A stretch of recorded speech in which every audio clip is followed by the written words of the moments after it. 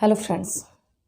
तो आज हम डिस्कस करेंगे न्यूरोसिस और साइकोसिस क्या होता है।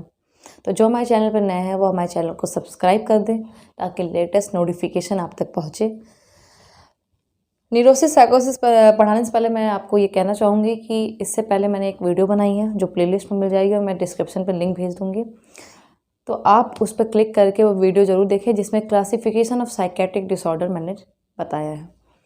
तो अब हम न्यूरोसिस और साइकोसिस पढ़ेंगे कि न्यूरोसिस और साइकोसिस क्या होता है। तो न्यूरोसिस जो होता है वो माइल्ड डिसऑर्डर्स में आते हैं, जो माइल्ड डिसऑर्डर्स होते हैं वो न्यूरोसिस में है और साइकोसिस में सीवियर। ठीक, जैसे कि माइल्ड में क्या क्या आ जाएंगे, anxiety, OCD, somatoform, generalize anxiety disorder, phobia etcetera. तो ये सब जो चीज़ें आएंगे वो न्यूरोसिस आएंगे। न्यूरोसिस मतलब माइल्ड सिम्टम जो शो होता है जिसमें माइल्ड चीज़ें होती हैं। ठीक, देन साइकोसिस, साइकोसिस मतलब सीवियर फॉर्म। एक सीवियर है, सीवियर सिम्टम्स शो करेगा। इसमें की बात करेंगे हम स्किज़ोफ्रेनिया और मैनिया जैसी बीमारियों की। तो जो सीवियर फॉर्म ऑफ डिसऑर्डर्स आएंगे वो साइकोसिस में आएंगे, जो माइल्ड डिसऑर्डर्स आएंगे वो न्यूरोसिस में आएंगे। तो न्यूरोसिस मीन्स माइल्ड, साइकोसिस मीन्स सीवियर। ये एक चीज़ है फर्स्ट पॉइंट।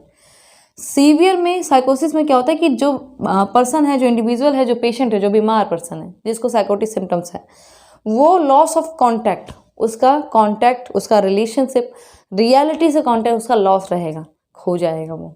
ठीक है, तो ये जो है loss of contact with reality and relationship with others, दूसरों के साथ जो रिलेशनशिप होता है वो भी वो मेंटेन नहीं कर पाएगा because of साइकोसिस condition.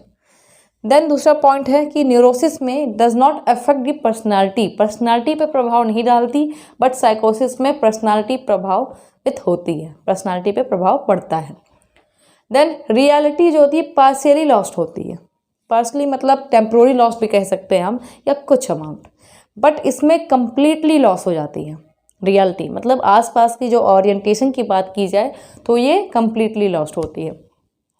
Then hallucination and delusion की बात करें तो न्यूरोसिस में हेलुसिनेशन डेल्यूजन नहीं प्रेजेंट होता, क्योंकि हेलुसिनेशन डेल्यूजन एक साइकोटिक सिम्टम्स है जो कि सीवियर साइकोटिक डिसऑर्डर्स में ही प्रेजेंट होते हैं, जैसे कि स्किज़ोफ्रेनिया में पेशेंट में हेलुसिनेशन पाया जाएगा, सब्सटेंस अब्यूज डिसऑर्डर में भी हेलुसिनेशन पाया जाता है। देन इसमें क्या है, साइकोसिस में हेलुसिनेशन डेल्यूजन प्रेजेंट है, न्यूरोसिस में प्रेजेंट नहीं है, साइकोसिस में प्रेजेंट है।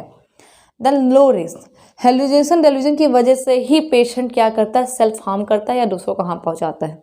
मैक्सिमम केस में देखा गया है हेलुसिनेशन और डेल्यूजन की वजह से ही जो सेल्फ हार्म कह सकते हैं या फिर दूसरे को ठीक हार्म पहुंचाना होता है।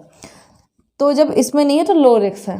ठीक, तो ये पॉइंट है कि low risk of self harm, neurosis में कम मात्रा में जो सेल्फ हार्म की है उसकी मात्रा कम है, बट इसमें देखा जाए तो high risk of self harm है, वो अपने आप को ज़्यादातर नुकसान पहुंचाने की कोशिश करेगा।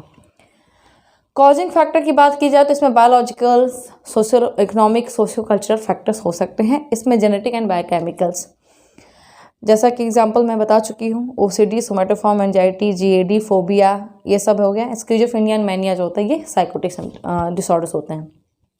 ट्रीटमेंट की बात की जाए तो हॉस्पिटलाइजेशन इसमें मे बी नीडेड है, इसमें कंपलसरी नीडेड है। देन इसमें एंटी एंजाइटी चीज़ें हैं तो एंटी एंजाइटी हम यूज़ कर सकते हैं। इसमें एंटी साइकोटिक, साइकोटिक से साइकोटिक है, साइकोटिसिस है तो एंटी साइकोटिक हम दवाइयाँ देंगे। थेरेपी भी हम यूज़ कर सकते हैं, एक नर्सिंग इंटरवेंशंस भी यूजेस होंगे। तो ये थी डिफरेंस।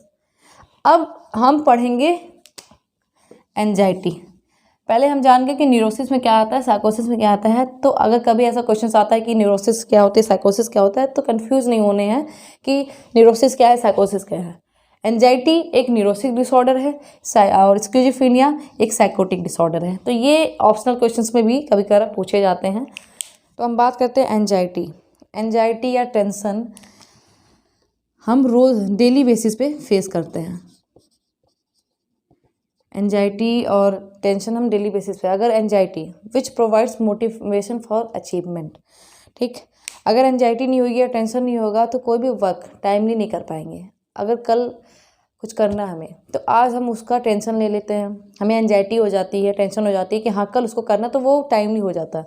तो उसी तरह से एंजाइटी जो होती है वो प्रोवाइड करती है मोटिवेशन फॉर अचीवमेंट, किसी चीज़ को पाने के लिए वो मोटिवेट करती है।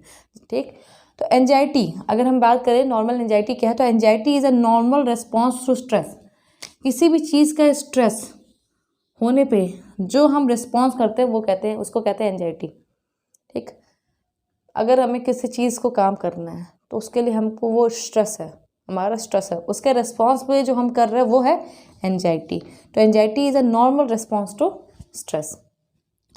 एंजाइटी किस किस चीज़ से हो सकती है? तो अगर कॉजेज़ की बात की जाए तो बहुत सारी चीज़ें एंजाइटी का कॉजेज़, मेडिकल फैक्टर्स हो सकता है, इन्वायरमेंटल फैक्टर्स हो सकता है, जेनेटिक हो सकता है, ब्रेन डिस्फंक्शन हो सकता है। और बात करें तो हम ट्रॉमा, इंसिडेंट, कोई एक्सीडेंट की वजह से, मेडिकल डिजीज़, मेडिकल यानी कोई क्रोनिक मेडिकल डिजीज़ हो जाए किसी को तो उसके लिए एंजाइटी, अनएम्प्लॉयमेंट है, पॉवर्टी है, गरीबी है, ठीक, उसमें एंजाइटी का कारण हो सकती है वो, डाइवोर्स, फैमिली प्रॉब्लम्स, तो ये सब चीज़ें जो हैं ये एंजाइटी का कारण बन सकती हैं।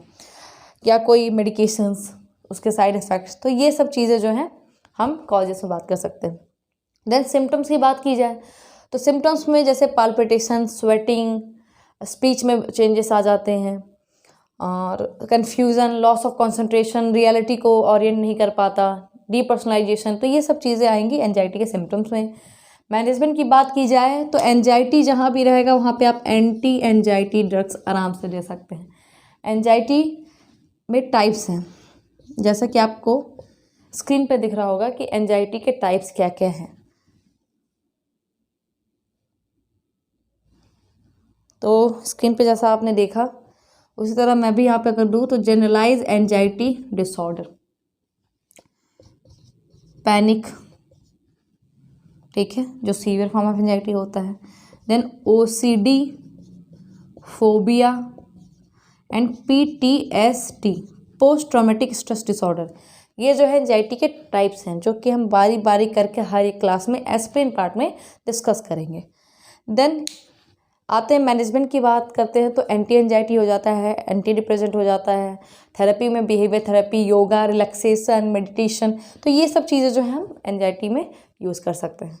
तो नेक्स्ट क्लास के लिए चैनल को सब्सक्राइब कर दें ताकि हम नेक्स्ट पार्ट जो भी ये क्लासिफिकेशन पढ़े उसको डिटेल में अच्छे से पढ़ सकें। तो थैंक यू फ्रेंड्स, क्लास कैसी लगी कमेंट जरूर करके बताएं।